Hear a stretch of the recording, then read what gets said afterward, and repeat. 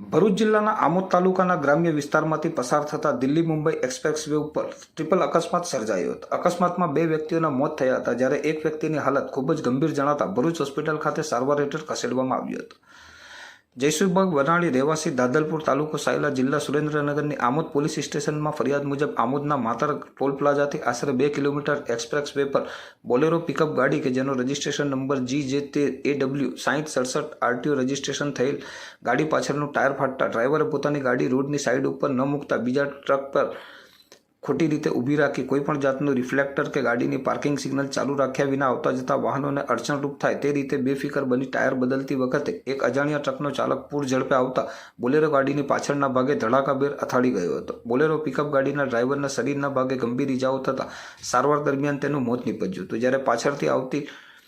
GJ16 PF 4510 RTO રજિસ્ટ્રેશનવાળી Maruti એક્સપ્રો ગાડી બોલેરોની પાછળ અથડાતા અંદર બેઠેલ 2 ઇસમોને ગંભીર ઇજાઓ થતાં ગાડીમાં બેસેલ ગોપાલ ભગવાનભાઈ સાણીનું તથા બોલેરો પિકઅપ ગાડીના ડ્રાઈવર અજયભાઈ ધીરુભાઈ ખમાણીનું સારવાર દરમિયાન ભરૂચ હોસ્પિટલ ખાતે મોત થયું છે, જ્યારે બીજા એક વ્યક્તિને ગંભીર ઇજાઓ થતાં ભરૂચની હોસ્પિટલમાં ICU હેઠળ સારવારમાં છે। બોલેરો ગાડીની પાછળ ત્રીજી